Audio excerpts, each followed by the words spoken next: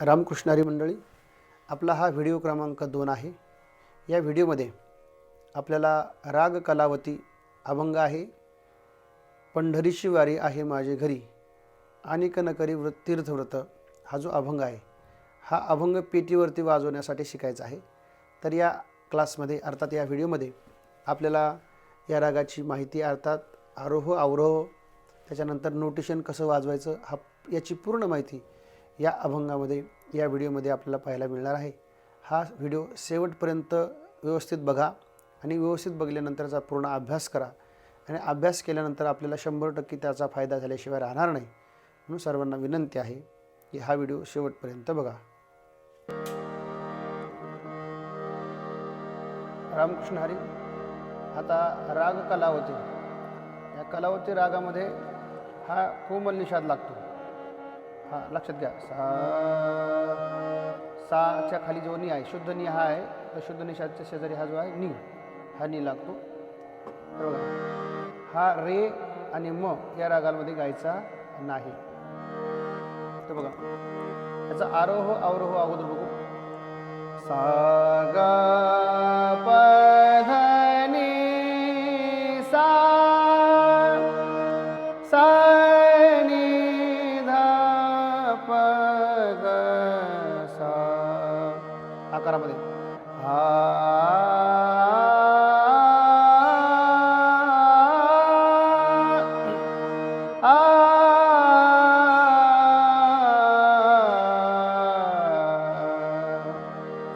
आता याची स्थायी कशी आहे?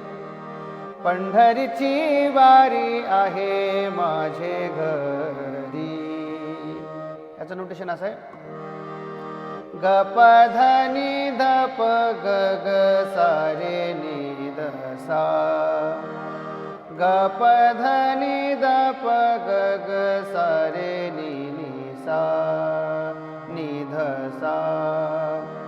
पंढरीची वारी ग प ध नि ध प, पंढरीची वारी ग प ध नि ध प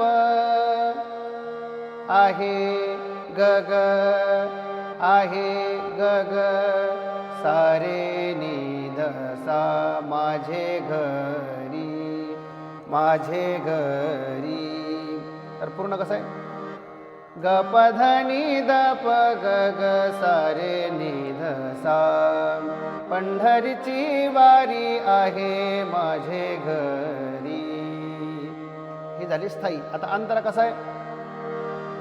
आणि न करी तीर्थव्रत, त्याचं नोटेशन असं आहे, ग प ध ध ध ध नि नि ध ग प, या पला थोडंसं थांबायचं, ग प ध ध ध ध नि नि ध ग प, 2 वेळा हे म्हणायचं।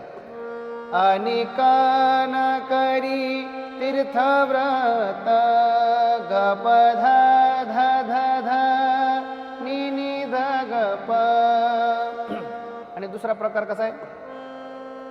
ध सा रे ग सा रे नि प ध सा सा, आणि न करी तीर्थव्रत, आणि न करी तीर्थव्रत, ध सा रे ग सा रे नि प ध सा सा, ध सा रे ग सा रे नि प ध सा सा नि ध प, हे नि ध प शेवटला बाजत नि ध प कसं?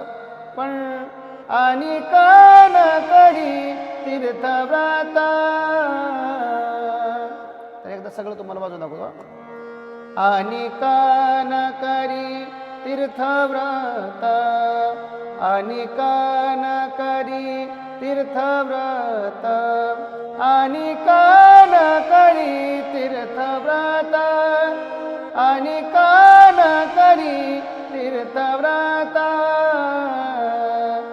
व्रत एकादशी करीन उपवासी। आता इथून पुढे जे व्रत एकादशी करीन उपवासी, गायीन अहर्निशी मुखी नाम, हे सेम टू सेम असंच आहे। त्याला प्रयत्न करून आपल्या आपल्या बुद्धीच्या युक्तीने त्याला ते बसवायचं आहे। काळजीपूर्वक हा व्हिडिओ बघा आणि शेवटपर्यंत तुम्ही हा व्हिडिओ बघितलेला आहे, तर याचा काळजीपूर्वक पुन्हा पुन्हा अभ्यास करा. आपला हा व्हिडिओ क्रमांक 2 आहे आणि भजनामध्ये हा अभंग कसा म्हणायचा आहे याला आपण पुढच्या व्हिडिओ क्रमांक 3 मध्ये पाहणार आहोत. रामकृष्ण.